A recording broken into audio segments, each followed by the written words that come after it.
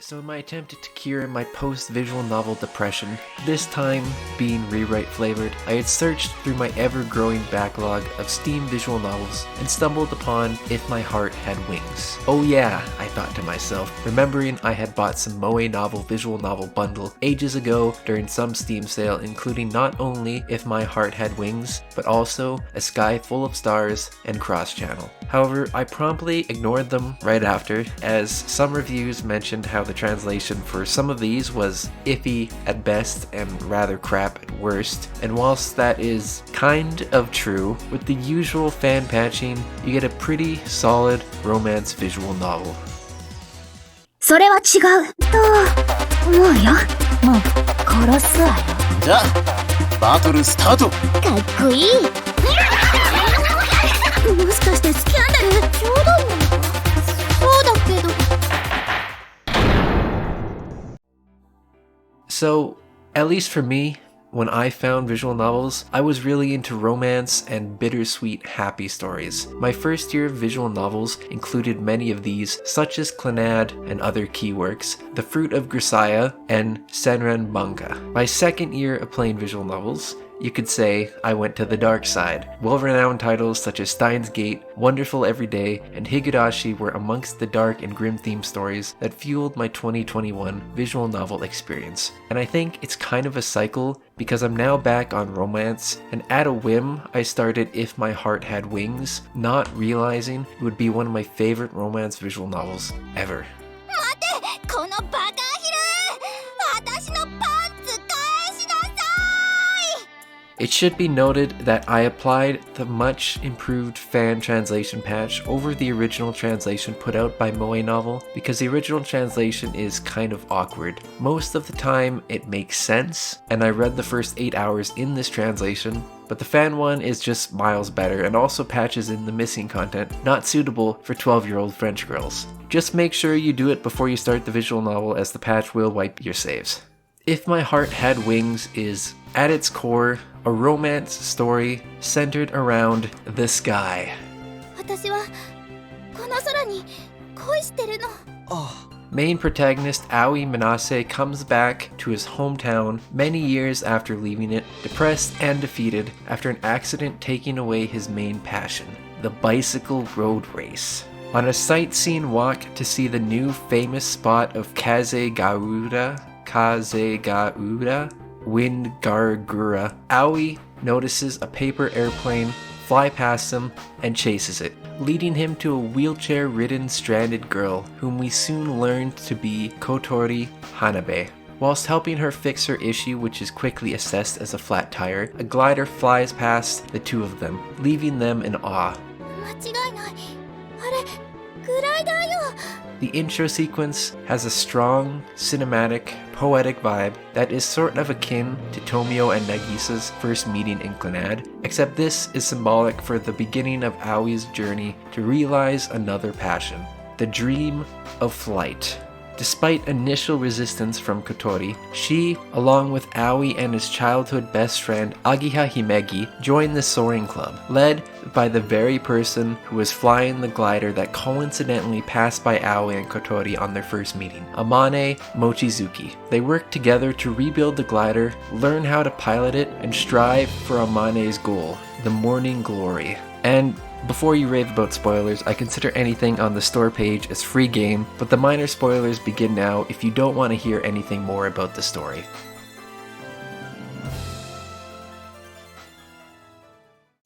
It's quite funny how quickly Kotori's beauty facade disappears once Aoi moves into the girl's dorm room as dorm mother. 新しい寮母って男の子じゃない。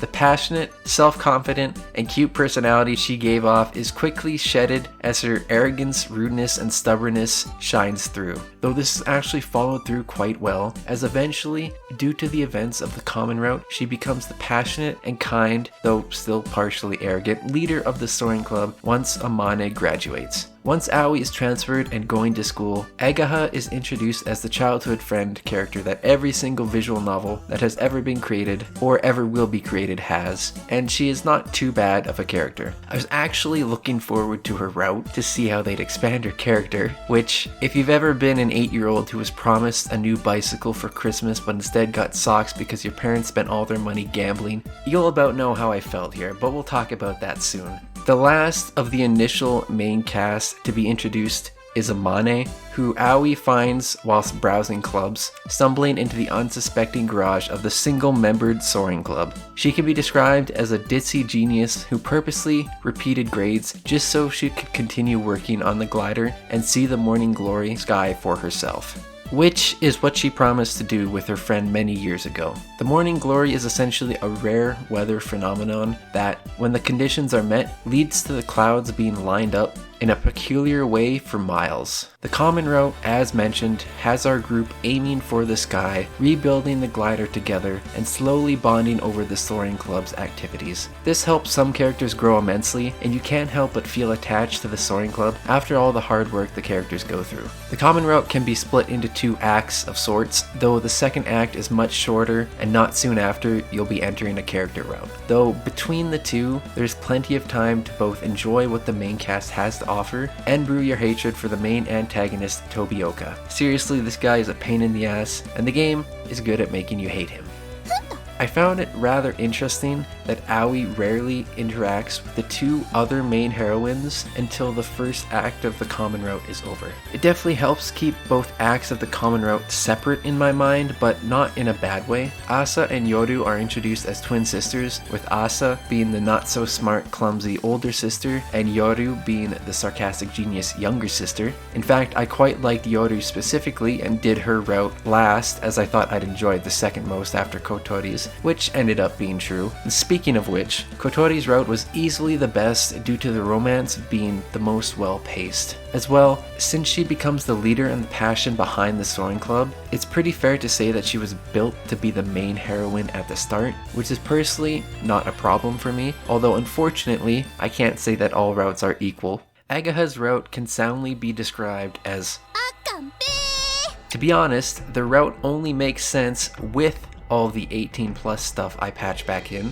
so I've no possible idea how the 12-year-old French girls thought of it, but it must not have been very well received as this route seems to be universally hated even despite the patch. Agaha is just insufferable throughout it. Combined with Aoi's occasional thoughts of doing things that would make me die of cringe, and Agaha leading him on for most of the route only to come out with the truth, which frankly doesn't warrant her behavior for me, I don't think I've hated a route this much in recent memory. The only good part about this route is you get to spend more time with her sister Hotaru. Hotaru, please save us. Amane's route was good for me, though I wasn't particularly sold on the romance here. This route does clear up some conflicts that are never explained in other routes though, which is refreshing as it doesn't leave anything up in the air. I wasn't convinced by the antagonist's attempt at a redemption, but at least he wasn't just villainous and had a reason for his behavior, even if said reason was quite weak. The twins have a mini-twin common route of their own, followed by a short ending for each of them, or so you'd think anyway, but the first ending is Asa's, which is required before Yoru's, because Yoru's is the sister harem route. I certainly could have lived without the 18 plus content in this route, as I'd turn my head every few minutes to make sure my door was locked, but I enjoyed the sister tropes in the routes, and the comedy makes playing these routes pretty worth it.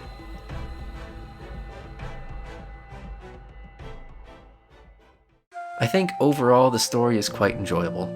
Its theme is uplifting, its romance, whilst varying from route to route, is in general fantastic, and it's fun to learn about gliders.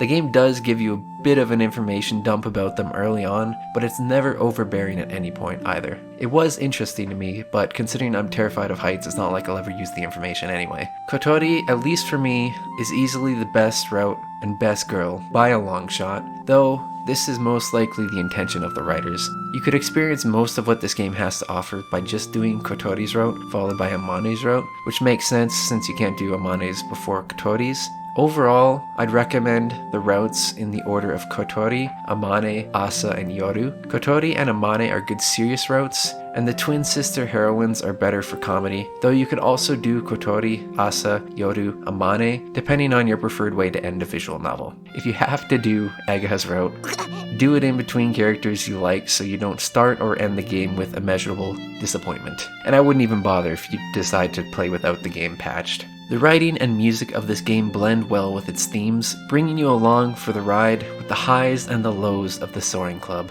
Standouts for me include Dreaming Little Bird, which can be interpreted as Kotori's song, and the comedy song with the a cappella bits that plays with the occurrence of ridiculous antics, but most of the soundtrack pushes the experience to the next level.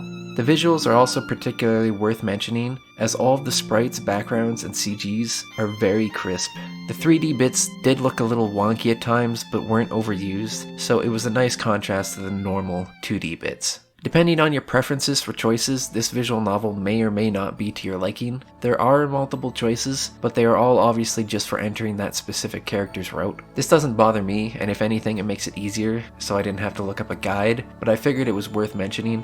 Nor is there a final true route, but between Kotori and Amane's routes there wouldn't be anything to add to the story anyway. If you're looking for an uplifting romance story with a mostly interesting cast of characters, then I would highly recommend If My Heart Had Wings.